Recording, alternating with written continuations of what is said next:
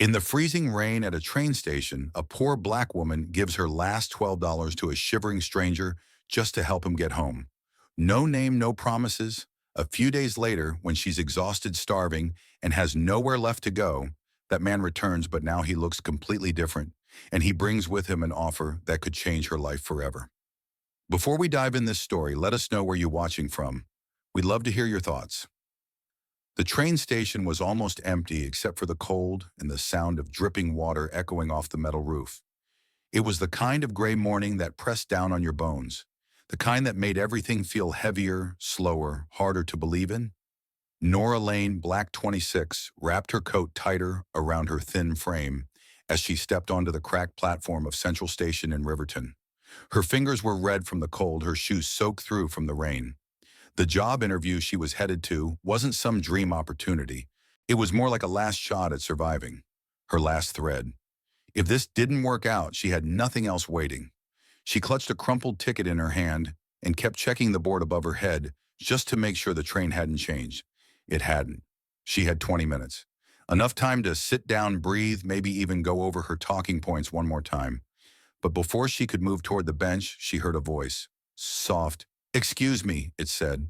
She turned startled. The man standing a few feet away looked like he'd walked straight out of a storm. Rain clung to his thin jacket. His beard was thick and messy, and his hair stuck to his forehead.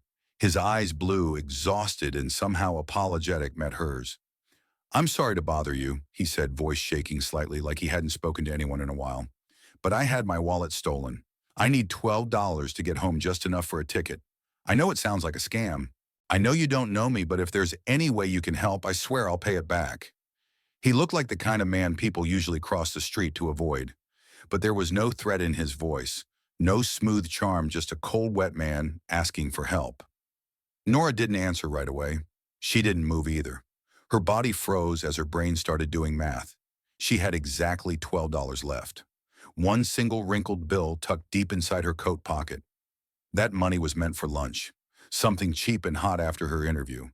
Maybe a sandwich or a bowl of soup to hold her over. That $12 was all she had. No credit, no backup, no savings. If she gave it to him, that was it. She'd be going into that interview hungry and with nothing in her wallet. That money stood between her and nothingness. And yet she looked at him again. His lips were trembling. His hands were raw from the cold. He didn't look like he was hustling her. There was no angle in his words, just someone who was cold, tired, and alone. She narrowed her eyes, her voice guarded. "You got anyone you can call?" He shook his head. "Phone's dead. I've tried asking others. No one even looks at me." Nora hesitated. Everything about this screamed, "Don't do it." Everything logic told her to keep walking. But something deep inside her, the part of her that still remembered her mama's voice, that part that still held on to the idea that doing the right thing matters even when it doesn't make sense, whispered something different. She didn't speak right away. Her fingers slowly curled around the bill inside her pocket. Her throat tightened. "How do I know you're not lying?" she asked flat out.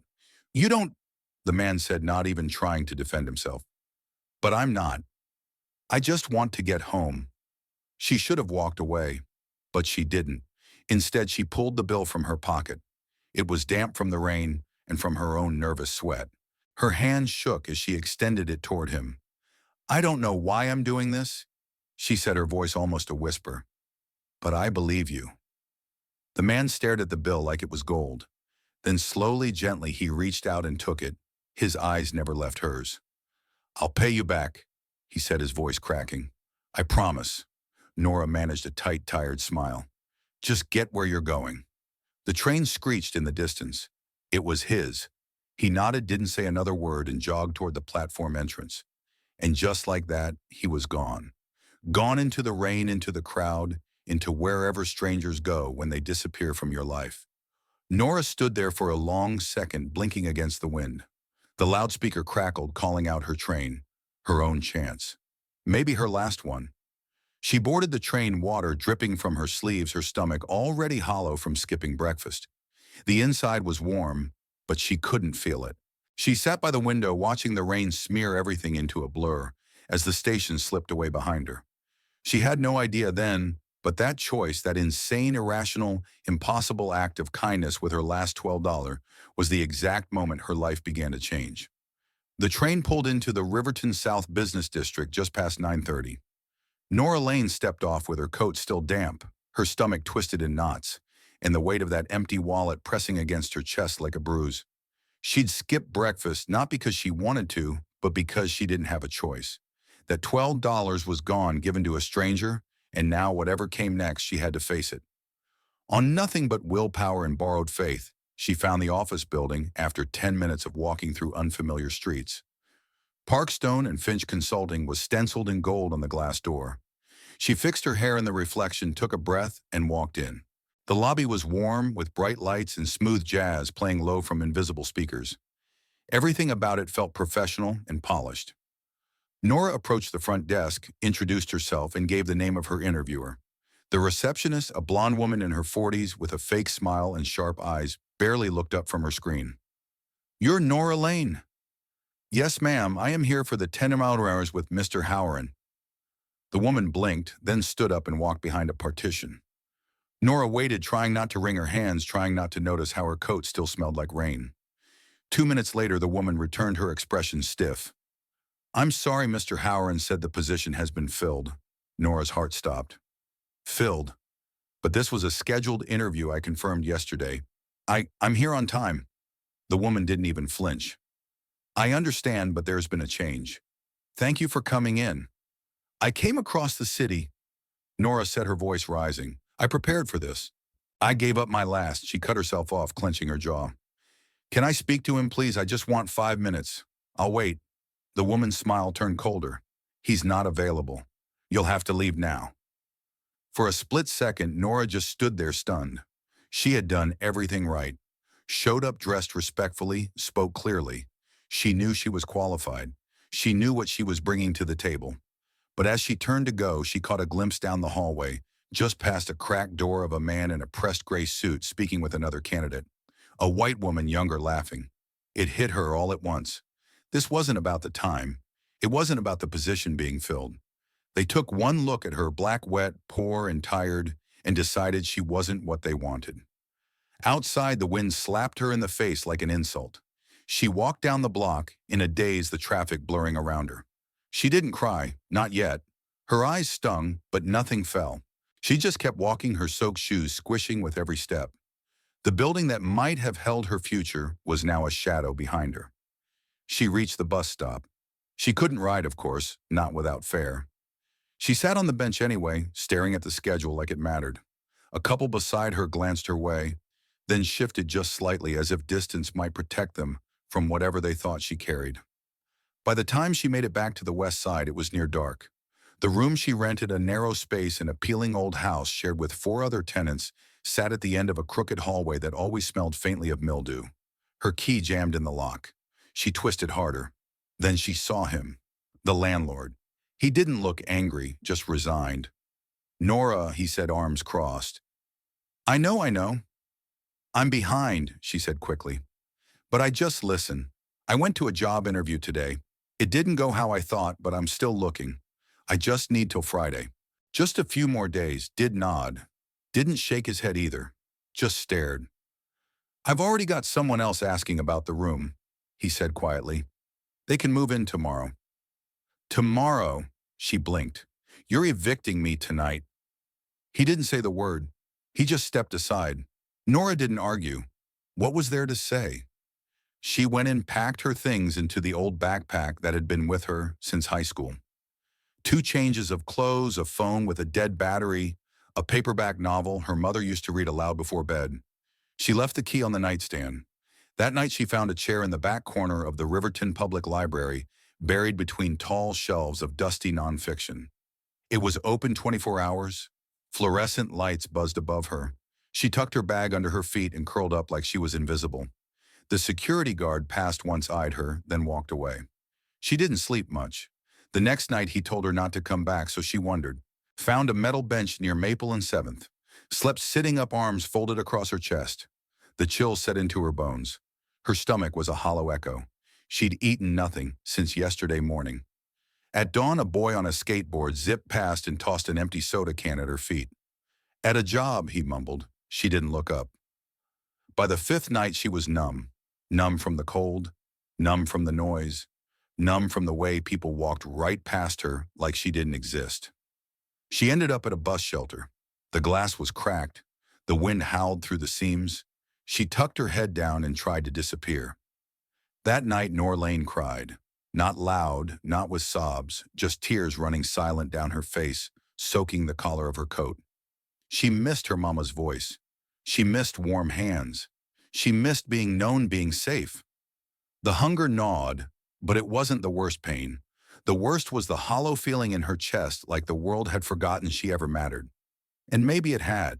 And still she was breathing. She didn't know why. She didn't know what for. But she was still here. And in the city of Riverton, beneath the dull yellow glow of the street lamp, a woman who had nothing left sat alone in the night, with a kind of quiet that comes just before a new chapter begins. It was a Tuesday morning when Nora Lane sat on the same bench she'd claimed the last 3 mornings.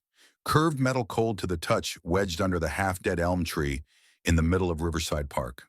The air still smelled like leftover rain and damp grass. Her coat, stiff from nights of mist and wind, barely kept the chill out anymore. Her stomach had stopped growling, now it just ached. A dull, consistent weight like a warning she could no longer afford to ignore. She pulled her knees up to her chest and hugged her backpack, the same one she'd used in high school. The fabric was thinning near the seams, and the zipper no longer closed all the way. She hadn't eaten in nearly 2 days. She didn't have a phone that worked.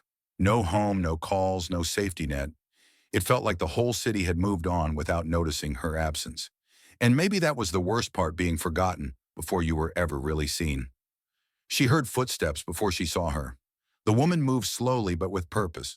Old, maybe late 7s. Gray hair pulled neatly beneath a knit cap. Her coat was thick wool, and a shawl was draped carefully over her shoulders. She walked like someone who knew where she was going but wasn't in a rush to get there. Nora didn't make eye contact. She'd learned not to. Looking up meant conversation, and conversation usually meant judgment, or worse, pity. But the woman stopped anyway. "You look hungry," she said, her voice soft, clear. No sarcasm, no edge, just observation. Nora didn't answer right away. Her throat felt tight. She wanted to say she was fine. She wanted to pretend. "I'm okay," she mumbled. The woman didn't push. She just sat down beside her, quiet as breath, and placed a brown paper bag between them on the bench. "I bring an extra sandwich every morning," the woman said gently, "just in case I run into someone who might need it more than I do." Nora stared at the bag like it was a trick, like it might vanish if she reached for it too fast. "I can't take that," she whispered, ashamed. "Will not?" the woman asked. "Is your pride bigger than your hunger?" That question hung in the air longer than it should have. It hurt in a place Nora didn't expect. She didn't respond, not with words, just slowly reached out, picked up the bag and opened it with trembling fingers. Inside was a sandwich, thick, uneven slices of fresh bread, ham and cheese, a smear of mustard. It smelled like someone had made it with care, like someone had thought about the person who would eat it. Nora took one bite and her eyes stung. The tears came fast, not because it was the best sandwich she'd ever had, but because it reminded her of being safe, of her mama's hands, wrapping lunch in foil when she was little, of being cared for even for a second. She didn't bother wiping her face. "Thank you," she said, voice low, shaking. The woman nodded once. "There's a place not far from here," she said. "A soup kitchen on Monroe Street. They serve lunch, but they're always short on help." Nora looked at her confused. "You think they'd let me volunteer?" "I know they would," the woman said. "Ask for Helena. Tell her Ruth sent you." Ruth stood up, adjusted her shawl, and began to walk away. Nora stared after her for a long time, then down at the half-eaten sandwich in her lap, and for the first time in a week, something flickered. Not hope exactly, not yet, but maybe the memory of it. Later that afternoon, she found it. The building didn't look like much. Faded brick, peeling paint, a crooked sign that read, "Willow House Community Meal Center." It smelled like stew and warm bread, and people trying their best. Nora stepped inside. There was movement everywhere. Volunteers with rolled-up sleeves, steam rising from the kitchen, voices overlapping. People came through the doors not with shame but with purpose. She walked to the counter and asked for Helena. The woman who stepped out from the back looked like she'd run this place for 20 years. Mid-50s, short dark hair, glasses hanging from a chain. She eyed Nora up and down, coat, backpack, tired eyes, and said nothing for a beat. "I don't need food," Nora said quickly. "Someone told me to ask for you." "Ruth from the park." Helena's expression shifted just slightly. "Ruth," she repeated. "You hungry? I already ate," Nora said, holding up the paper bag.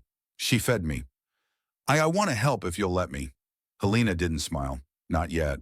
But she nodded. "You ever wash dishes all the time? Good, grab an apron." The next few hours were a blur of motion. Nora wiped down tables, peeled carrots, refilled water jugs, and scraped leftover soup into compost bins. Her feet hurt. Her arms ached. But something strange happened. She felt useful. People said, "Thank you." They asked her name. One old man told her a story about his dog. A little girl drew a crayon flower on notebook paper and handed it to her like a treasure. Nora taped it to the fridge in the back without thinking. When the last dish was cleaned and stacked, Helena handed her a small envelope. "It's not much," she said. "Just a stipend. We give it to volunteers who show up when they don't have to." Nora opened it outside. $20. She stared at the bill for a long time. The last time she held money, she'd given it away. Now someone had handed it to her, not because she asked, but because she showed up. The sun was setting behind the rooftops. The sky burned orange and soft pink. And for the first time in weeks, she didn't feel like she was drowning. She wasn't out of the storm. Not yet. But maybe, just maybe, she'd found a place to stand. It was a quiet Thursday afternoon at Willow House. The lunch rush had come and gone, leaving behind the scent of leftover tomato stew and the soft clatter of volunteers wiping down tables. Nora Lane moved through the dining hall with practiced rhythm, rag in hand, apron tied at her waist, a little crayon flower still tucked into the top pocket like a badge of honor. Her shoulders didn't sag the way they used to. She wasn't fixed. Nothing about her life was stable yet, but she had a purpose now, and purpose was fuel. She hummed to herself, low and distracted, as she cleared the last of the trays. She didn't see him come in. The bell above the door jingled one soft cling, and she didn't even look up until the room got quiet. Not silent exactly, but different. Still the kind of quiet that means someone new just stepped into a place where everyone knows everyone. She turned her head and froze. A man stood just inside the doorcoat, dry polished shoes catching the light hair, neat posture straight. Everything about him said business, said money, said he didn't belong here. But Nora's eyes didn't go to the clothes or the shoes. They went to the face, the eyes. Those same tired, rain-soaked blue eyes. Her chest tightened. Her hand dropped the rag without realizing it. He saw her at the same time, and for a brief moment the polished stranger looked exactly like the soaked man she'd given $12 to at the station, vulnerable, grateful human. He stepped forward slowly, not with swagger, not with arrogance, just intention. "Hello," he said, his voice warmer, stronger than she remembered, but still familiar. Nora blinked hard. "It's you," he nodded. "I've been looking for you." "I came back to the station the next day, asked around. No one knew your name." "I wasn't there," she said. "I didn't have anywhere to go." There was silence between them. Not awkward, just heavy. He took another step forward and offered a slight smile. "You trusted me when no one else did, and I've been carrying that moment with me ever since." She didn't know what to say, didn't know what this was. A coincidence? A joke? A setup? "I'm Samuel," he said like he owed her the truth. Samuel Price. The name didn't mean anything to her. Not yet. "I run a nonprofit," he continued. "We're based in the North End. It's called the SeedLink Foundation. We build outreach programs for people falling through the cracks. Housing initiatives, job training, youth mentorship. We try to meet people where they are." Nora tilted her head, trying to process. "So what were you doing at the station?" His smile faded just a little. "I was undercover volunteering for a project, immersive research. I wanted to experience homelessness firsthand, not from a boardroom, not from a grant proposal. For real. I left my phone, wallet, ID, everything. I thought I was prepared." He paused. "I wasn't. I got robbed the first day, stuck alone cold." She stared at him. "You really weren't lying." "No," he said, "and I've never forgotten what you did for me. That money, it wasn't just cash. It was proof that there's still good out there. He reached into his coat and pulled something from his wallet. A crisp $12 bill folded once unused. He held it out to her. I brought this to repay you, but that's not the only reason I'm here. She didn't take it. Not yet. Her eyes stayed locked on his. I came because I want to offer you something, he said. If you're open to it. Nora folded her arms, guarded now. Why me? Because he said plainly, I've met hundreds of people in this line of work, some with degrees, some with connections, some with credentials stacked high, but very few have what you had that day when you had nothing. You had compassion. You acted on it. That matters to me. It matters to our foundation. She didn't speak. She was still trying to understand how this man, the stranger she gave everything to, was now standing in front of her offering something back. We're building a new community engagement team, Samuel continued.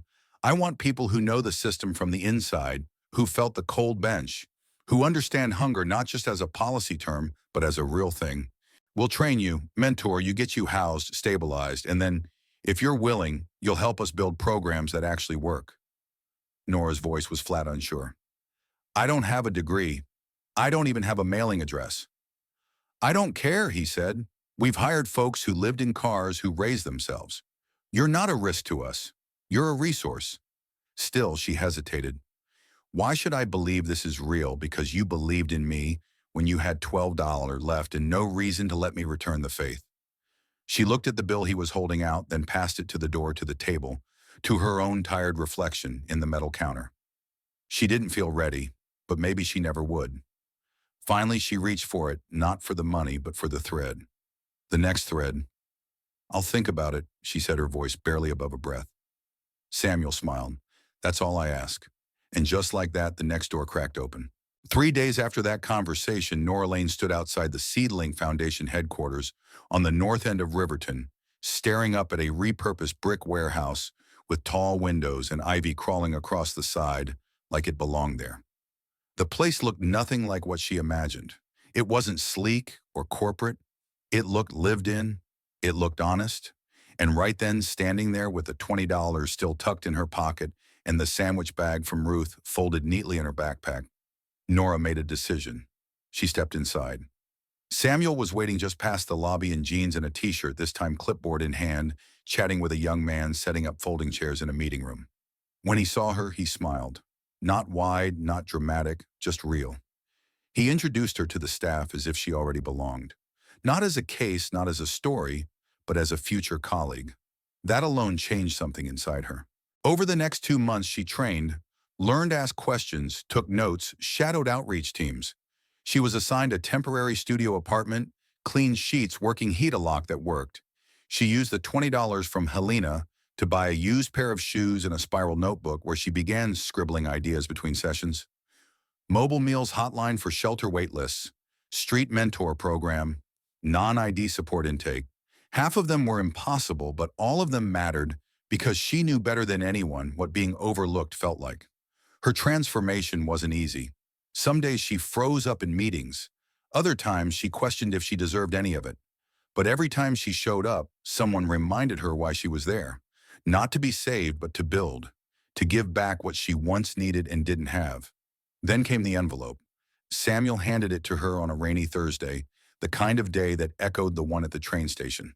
Inside was a typed proposal, her own cleaned up, formatted, approved, stamped official. Project title, The Bridge Van Mobile, Hot Meals and Outreach for Unsheltered Communities. She stared at the words like they weren't hers, but they were. Every piece of it, from the routes mapped out to the list of supplies, was born from nights she'd walk past others on benches and wish someone would stop for them. The foundation funded a pilot, bought a used delivery van, painted it sky pool. On the side, they added a white logo shaped like 2 hands reaching toward each other. The Bridge. Her name wasn't on the van. She didn't want it to be. It wasn't about her. The first night out, they pulled into the back lot of a strip mall where 3 tents were tucked behind dumpsters. Nora stepped down from the van apron on soup, steaming in the big steel pot behind her. And she didn't hesitate. She knew how to speak to fear. She knew how to earn trust. She knew what it felt like when someone looked at you and didn't flinch. Word spread fast. Within weeks, the van was running 5 nights a week, serving over 300 people. Volunteers came in waves, local businesses donated food, and Nora, for the first time, wasn't surviving. She was leading. One Saturday, as the crew was wrapping up from a community lunch downtown, Nora noticed a familiar figure sitting on a bench beneath a dogwood tree, just starting to bloom. The woman wore the same shawl, same kind eyes. Ruth. Nora walked up slower than usual. Something caught in her throat.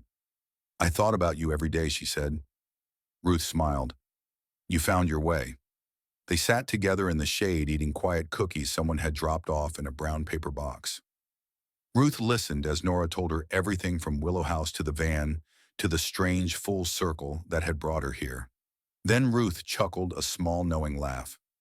"I hoped you'd find Samuel." Nora blinked. "Wait, you know him? I should," Ruth said, reaching into her purse and pulling out a photograph. A much younger Samuel standing with Ruth on a porch somewhere in Tennessee. "He's my son." Nora stared at the photo, the world tilting just slightly. "You knew when you handed me that sandwich. You knew who I was. I knew who you could be," Ruth said, squeezing her hand. "And I knew he needed to meet someone who'd remind him why he started doing the work in the first place."